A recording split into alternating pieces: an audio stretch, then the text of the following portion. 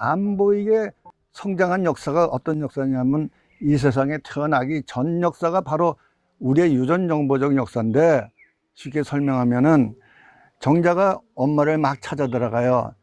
그건 내 생각에 온도 차이로 찾아가지 않나 싶어요. 그러니까 여자 몸은 뜨겁고 정자는 차가우니까 뜨뜻한 데로 가려고 경쟁을 하는 거죠.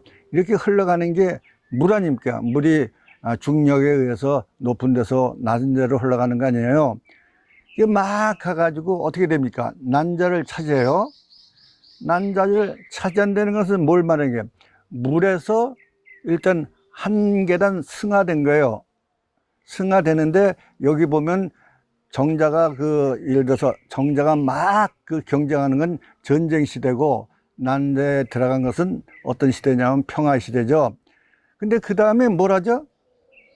엄마 자궁에 착성을 해서 뿌리를 내리잖아요. 그러니까 그게 나무라는 거예요. 뿌리를 내리니까 그 다음에 탯줄을 끄집어내 가지고 움직이기 시작해요. 그 태아가, 그죠?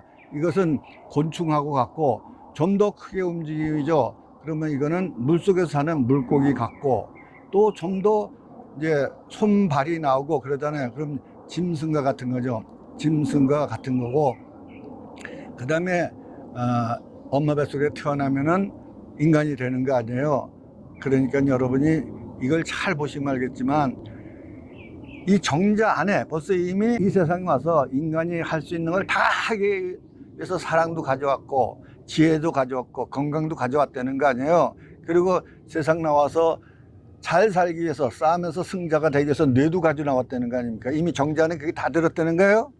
그러니까 이 말은 뭐냐 그러면, 유전 정보로 역사를 보면은 물이 전쟁을 해서 이겨가지고 결국 나무가 되고, 이 말은 뭐냐면 물이 전쟁을 해서 유전 정보를 키워서 나무가 되고, 최초의 나무는 이끼 같은 거죠. 이끼가 되고, 그 다음에 나무가 더 성장을 해서 움직이지 못하던 나무가 다리를 만들어서 곤충이 되고, 곤충이 또 물속에 사는 물고기가 되는 겁니다. 그래서 곤충이 물고기로 되는 과정에 보면은 곤충이 없는 눈을 만들어요.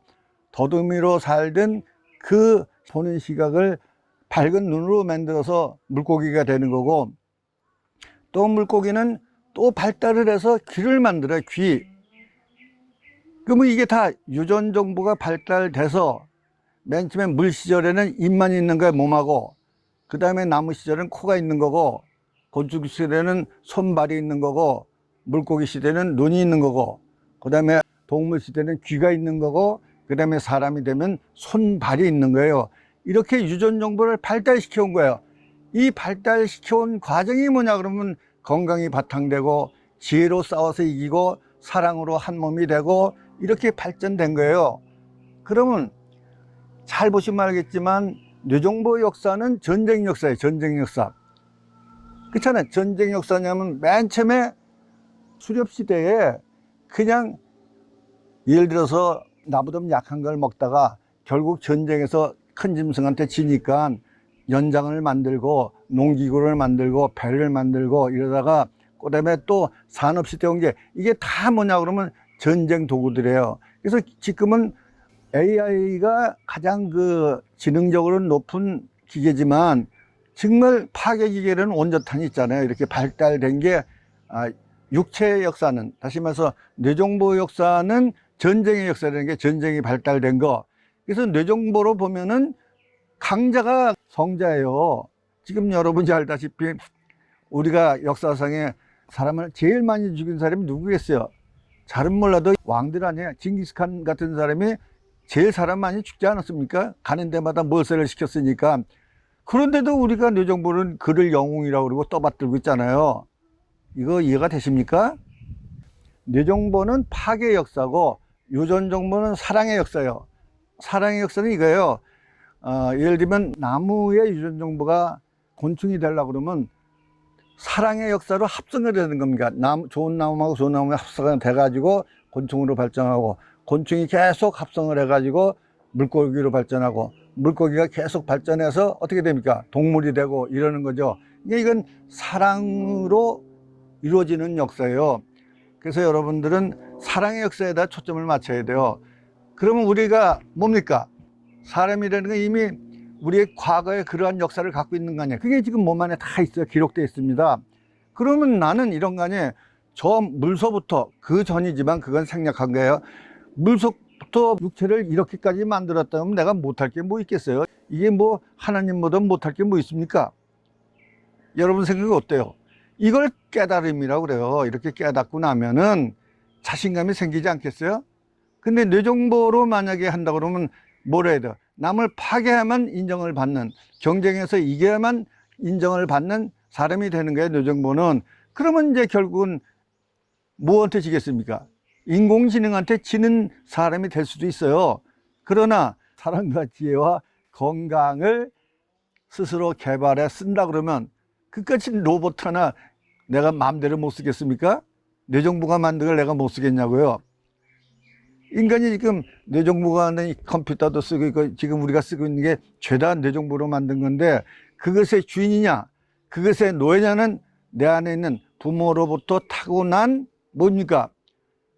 능력, 사랑과 지혜를 내가 주인으로 쓰느냐 못 쓰느냐 결정난 거고, 또 못 사는 것은 뇌정보로 만든 것의 주인이냐 노예냐, 이것 때문에 우리는 성장을 못한 거라고 여러분이 이해하시면 돼요. 그 다음에 또 한 가지는 뭐냐 그러면 역사를 잘 보면 연결되어 있는 거예요. 연결. 이렇게 예를 들면 파고처럼 연결되어 있죠. 그러니까 인간의 역사는 연결되어 있는 거예요. 지금도 우리는 이 파고를 타고 있는 거예요. 그러면 예를 들어서 이렇게 올라갈 때가 황금기, 그 다음에 이렇게 내려서 꺾어질 때가 순환기고, 그러면 올라갔다 내려올 때가 변혁기, 급변기고, 또 내려갔다 올라갈 때가 급변기인데 지금 바로 급변기에 왔다고 보는 게 맞아요. 이게 뭐냐 그러면 뇌정보의 한계를 알았다는 거예요. 그러니까 어디로 가야 돼? 올라가야 되잖아요. 올라가려고 그러면 뭐 써야 됩니까? 유전정보 안 쓰고 되겠습니까?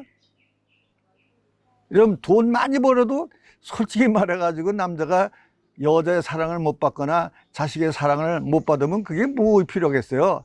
또 여자 마찬가지 아니겠어요? 아무리 훌륭한 남편을 만났다 하더라도 남편의 사랑을 못 받으면 그 여자는 무슨 의미가 있겠어요? 근데 지금 그러면 어떤 시대가 왔습니까? 이건 뇌정보로 해서는 안 된다는 거예요. 사랑도 뇌정보로 해서는 쌈밖에 될 수가 없어요. 그러니까 이 점을 내가 강조하니까 여러분들이 이 점을 이해하시고, 세상에는 두 가지 시각이 있다. 하나는 지식의 눈, 하나는 지혜의 눈. 이게 두 가지가 있어요. 그러면 이 두 가지를 다 써야겠습니까? 하나만 써야겠습니까? 저는 분명히 알아요. 우리가 눈을 두 개 가지고 나온 것도 이 두 개를 다 쓰라고 두 개를 가지고 나온 거예요.